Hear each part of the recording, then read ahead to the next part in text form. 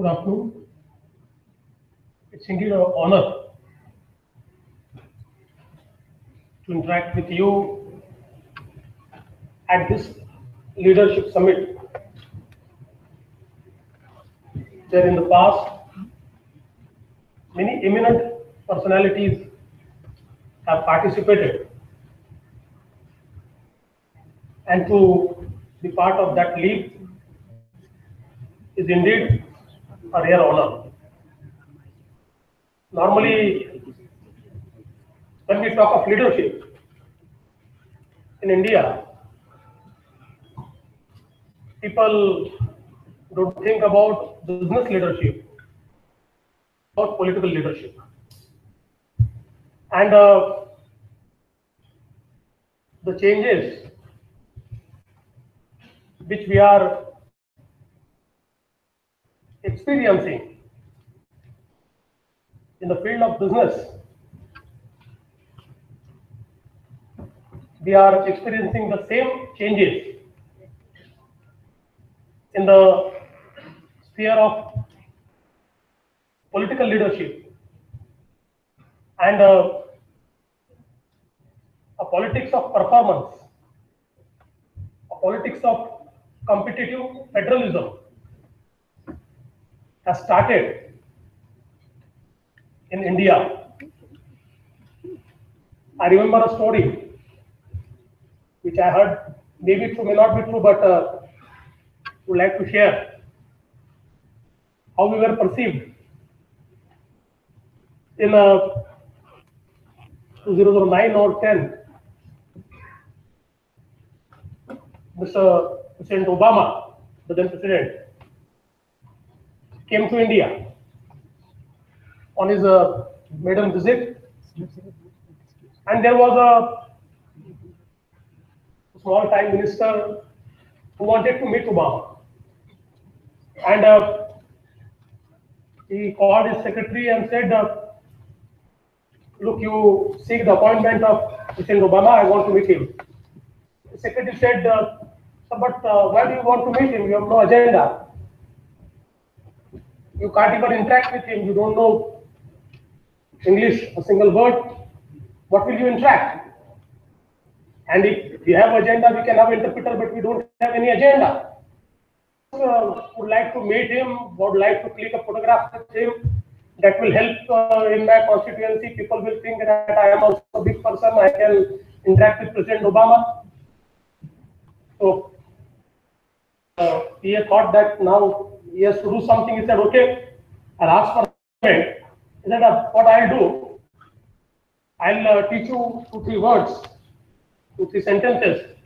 Please speak those sentences and come back, click a photograph, and you come back." He said, "Okay." So when you will meet Mr. Obama, there will be a handshake. So do a warm handshake, and you ask him, "President, how are you?" He'll say, "I'm good." He'll ask you, "How are you?" You said, "I am also."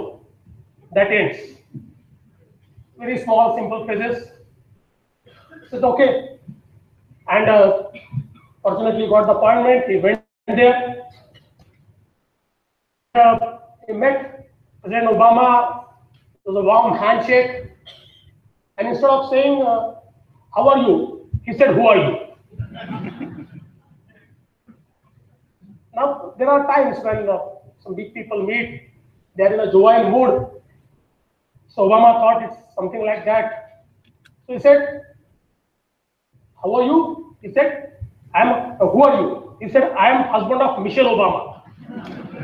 The gentleman said, "I am also."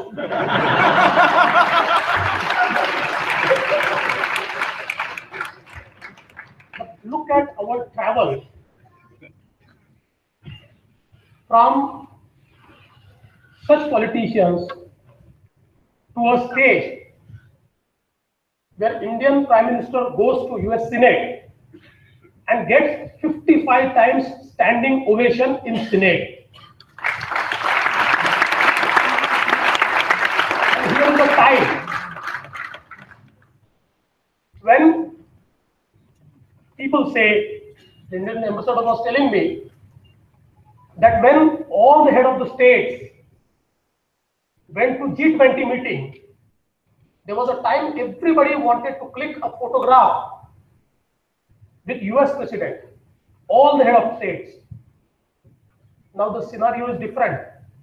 Every single head of the state wants to click photograph with Prime Minister Modi. It's not because Mr. Modi is smart like Amitabh Bachchan or Shah Rukh Khan. It's because he has changed the perception of politics in India.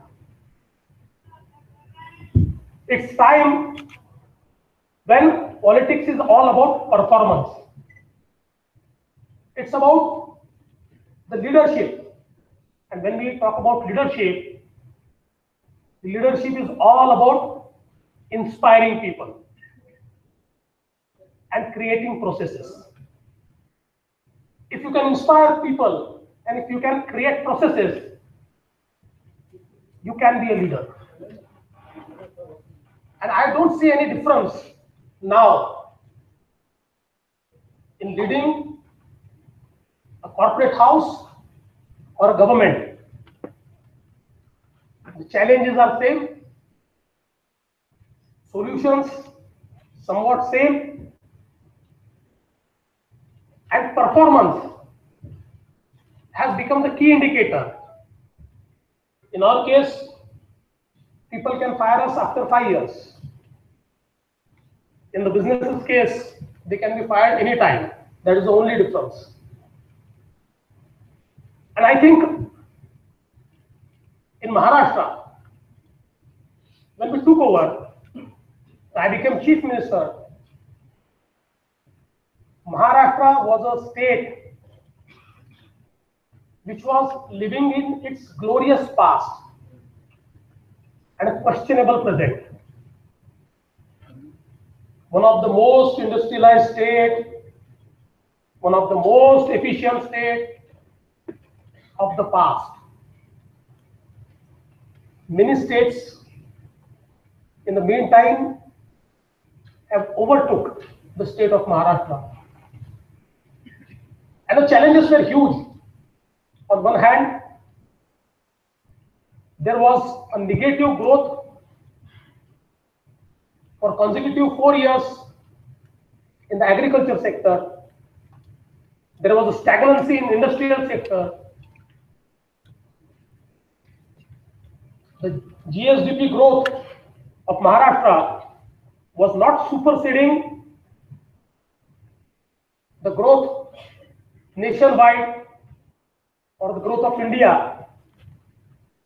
And the most premier state was losing a lot. I don't claim that in 3 years I've changed everything, but I am sure in 3 years I could inspire people, I could inspire administration, and I could put in processes which will take this state forward. The basic problem of the state was 50% of people were dependent for employment on agriculture. And the contribution of agriculture into GSDP, just 10%. So 10% contribution going to 50% people, and rest 50% are creating 90% of wealth. And that led to a farmer's distress. For consecutive 15 years, unfortunately, Maharashtra stopped in farmer suicides. Such a progressive state, but the achieved irrigation potential just 18%, and 82% of dependent on rain-fed agriculture. And all of us know with the climate change, every year we experience different patterns of rain. Sometimes there is a huge gap between two rainy days, which puts stress on the crops. They get damaged. So what we essentially did, we shifted our paradigm from just relief and rehabilitation in the agriculture sector, in the agri-distress area, towards investment. What agriculture really needed is not the postmortem, that now crops have gone, give some dose, now farmers are in distress, give some help. To bring sustainability, it was very important to make agriculture sustainable. And for that, the key was to provide irrigation. And the irony is, Maharashtra is one state out of entire big dams which are created in country, 40% of the dams are in Maharashtra. And still the irrigation potential is 18%. So the key was not creating big dams. The key was water conservation, creating distributed structures, the topography, the geology, the weather pattern of Maharashtra put together. The solution was distributed water structures through water conservation. And what we did, we converged all the schemes. There were 14 schemes in the state which were running for at least 20 years, creating no impact.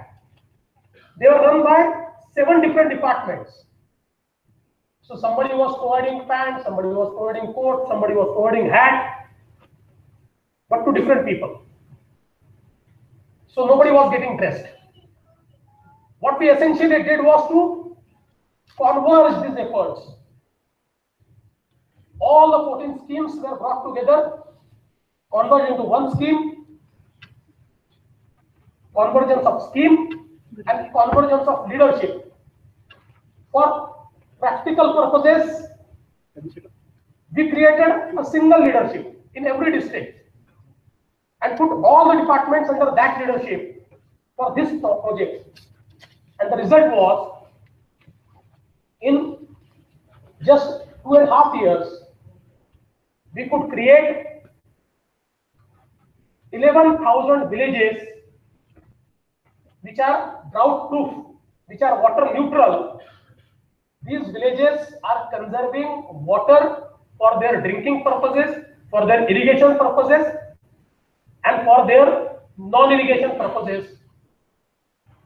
And with least of the rains, they are not facing the drought. And that resulted into creation of assured irrigation for around 20 lakh hectares of land. And what was the result? The farmers who were dependent on a monocrop, only Kharif, no Rabi, with this availability of water, they shifted to Rabi, and our agriculture growth rate, which was -12, -8, -4, went up to 12.5%. And if you quantify that, how much money went to the farmers? It is 40,000 crores more which went to the farmers in this 12% growth. We did a lot of market reforms. I'm happy to share that Niti Aayog has placed Maharashtra at #1 in agriculture reforms. I know it is very difficult to coexist in a situation where politics is more important than economics. But I think the new change which I could see is communication. Our Honorable Prime Minister has shown that through communication, economics and politics can coexist. And why this scheme, Jal Yukt Shivar, the water conservation scheme, became successful? It became people's movement. Normally, people are not even ready to pay 1 rupee tax more. In this particular scheme, the contributions from people came to the tune of 700 crores. And they were not big people, small farmers, because they realized that this is a scheme which can really change the landscape, which can change their lives. And so they contributed. And now it's a revolution, water revolution. In Maharashtra, I'm sure when we will complete 5 years, we will make 22,000 villages drought proof. And these are the villages which have seen perennial drought. And one more startling example of statistics is that in these villages, we had to provide 6,000 tankers every summer, and this year it came down to just 700 from 6,000. I think our second endeavor is to shift people from agriculture to other sectors of economy, because we have realized that the 50% people who are dependent on agriculture for livelihood is absolute hidden unemployment. Agriculture has no capacity to consume 50% of people. We need to shift 15 to 20% of them to other sectors of economy, to the service sector, to the industry sector. And we have started doing that. Maharashtra has always been a preferred destination for businesses to invest. But somehow Maharashtra had lost this position, and there were many competitors. We have all seen that the city of Hyderabad, which grew in past 15-20 years, has been a competitor to Pune, Mumbai, and many such places. It was Gujarat, it was many states became our competitor. But with our ease of doing business initiatives, when we talked about red carpet and not red tape, we really wanted to do it. We enacted Right to Service Act. Under Right to Service Act, we empowered every single citizen the right to service. We casted a responsibility on every government official to provide the service, and if it is not provided in stipulated time at stipulated cost, he would be penalized. And we put 379 services online. Now, for these 379 services, nobody has to go to a government office. And our analytics show that through our portal Aapne Sarkar, which is a sort of one-stop shop, till today we have disposed of more than 1 crore 10 lakh applications within time. And the rate of satisfaction is 88%. And in the sector of industry, same thing is started. The ease of doing business, the processes were cut down. For setting up of an industry, it used to require 2 to 3 years to get all the permissions. There were 75 different permissions. Now those 75 permissions have been brought down to 23. And these 23 permissions are also on a single platform. where an industrialist has to apply on that platform, and the backward integration is done by the departments, so that in a stipulated time he gets the approval. And what difference has it made? The figures are again very startling. In FY 16-17, out of entire FDI that came to India, 50% alone came to Maharashtra.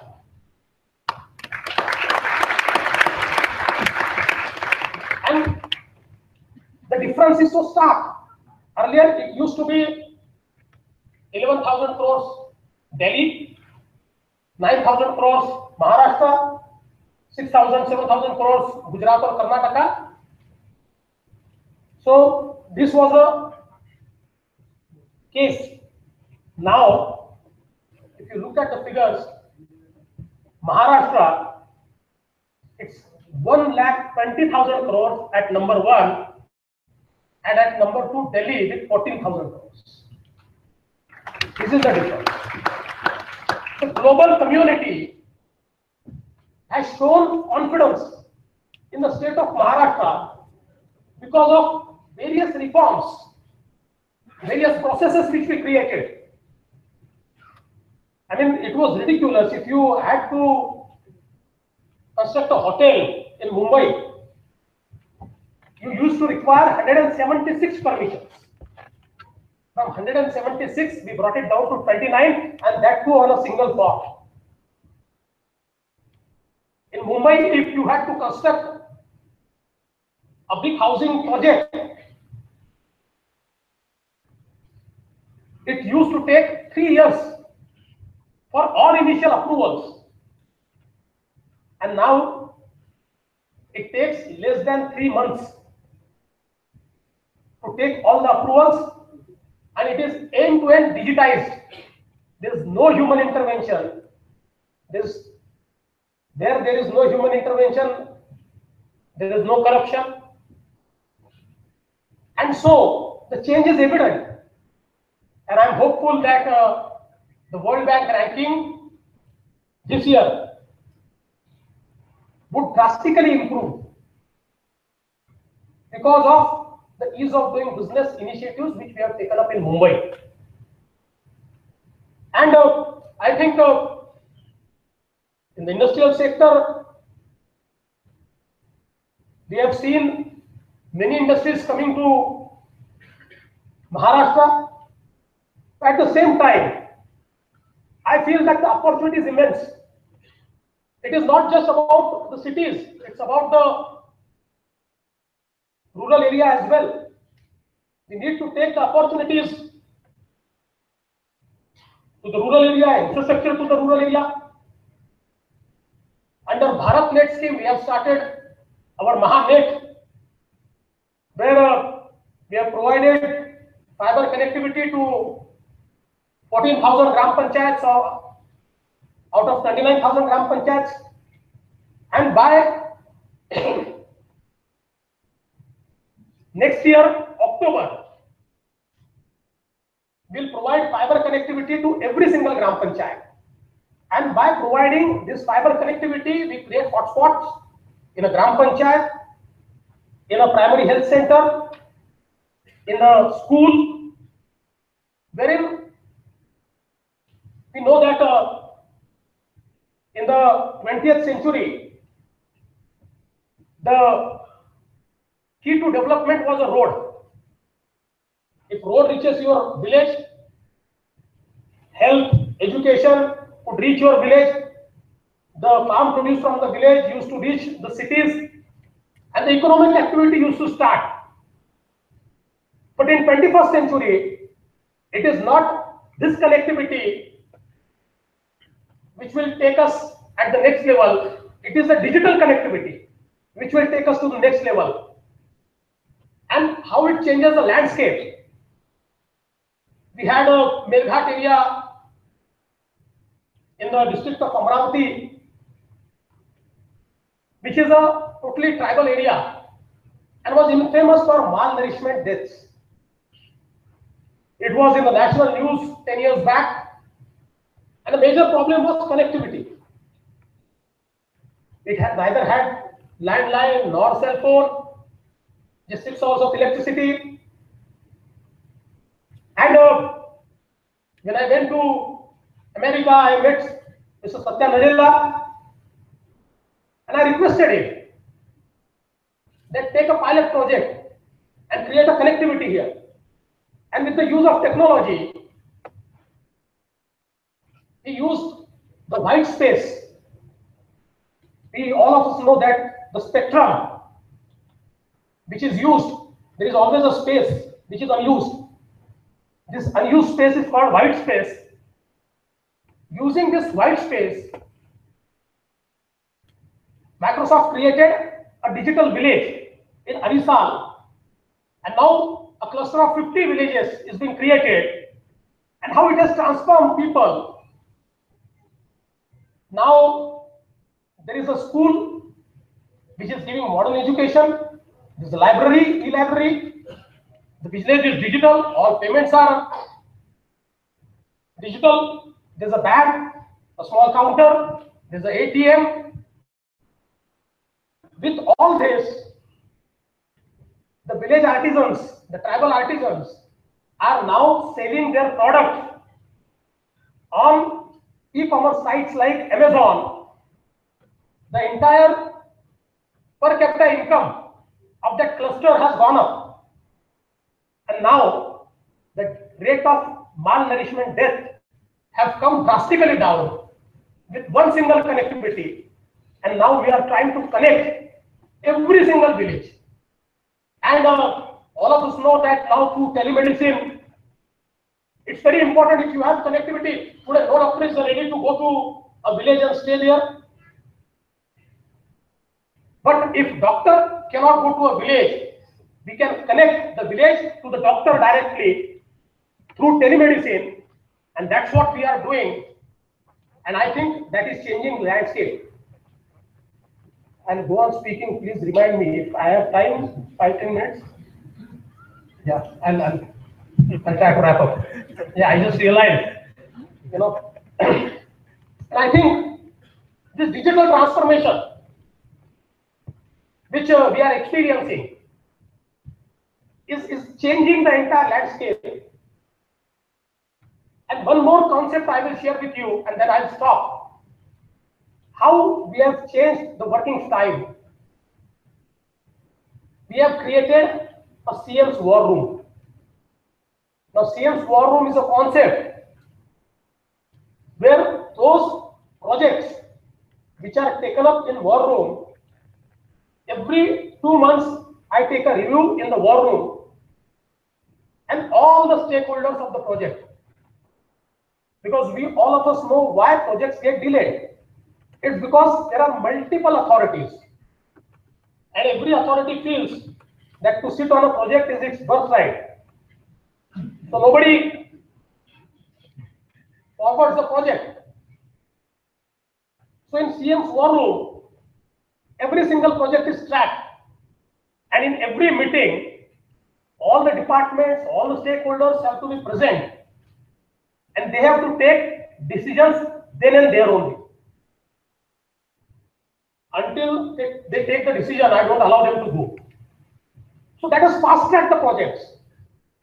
Look at some of the iconic projects of Mumbai. The Mumbai Trans-Harbour Link. This link was conceived in 1997. And since 1997, we have seen many pictures of this link on the television, in the newspapers, that such link will be created, which will connect Mumbai to New Mumbai to the hinterland, decongest Mumbai. It's a 22 kilometers sea link, one of the longest sea link ever created in this country. And when I took over in October 2014, I just reviewed it. Why it's not happening? It was such a surprise that we were only talking about sea link. Not a single clearance was in place. Mumbai being a coastal city, there are so many clearances we need to take. And when it is a sea link, then you can understand how many issues, the mangroves, the coastal ecosystem, the impact, every single thing has to be accounted. But let me tell you, I started, and thankfully the processes which Prime Minister Modi has created in just 8 to 9 months, I could get every single permission. Subsequently, in next 6 months, every single permission went to the court, was stayed, we went to the upper court, we won every single case, and today is a time when this 17,000 crore bridge, we have already opened the tender and we will start the work by November, and in 4 years we will create a 22 kilometers sea link. Why this was possible? Because in the war room, the Department of Environment, the Department of Forest, the Department of PWD, the Department of Urban Development, the Department of Revenue, the Department of Culture, every single department who was to give approval to this was called and was asked to give the approvals then and there. So what others could not create in 17 years, in 2 years we could actually start it. And I think there are many such examples. When we look at the Mumbai Metro, in 10 years, we could create 8 kilometers of metro. When I took over, I went to the DMRC, I got understanding of the entire process, and then I came back. I said, why should we take so much of time? And subsequently, we created the DPRs in 2 months. The authorities gave permissions in 2 months. The government gave permission, cabinet approval in next 2 months. And in next 3 months, they were tendered and work order was issued. In a single calendar year, all the lands were transferred, lands were acquired, every single piece of land which was required, every single permission was in place. We have started the construction of metro. And why it is important, the Mumbai, all of us know the lifeline of Mumbai is suburban railway. It carries 7 million passengers every day. And now the metro network which we have started and which is under construction will create a carrying capacity of 9 million passengers in just 4 years. So 60 years, 7 million passengers, and 4 years, 9 million passengers. Will also create an elevated corridor on suburban railway, which will add up 4 million more. Next 4 years, will create a public transport with a carrying capacity of 1 crore 30 lakh passengers, and will be integrating the entire transportation system of Mumbai, where the metro, the mono, the suburban railway, the best bus, and by end of this year, our water transport will start, will come on a single ticket, one single car.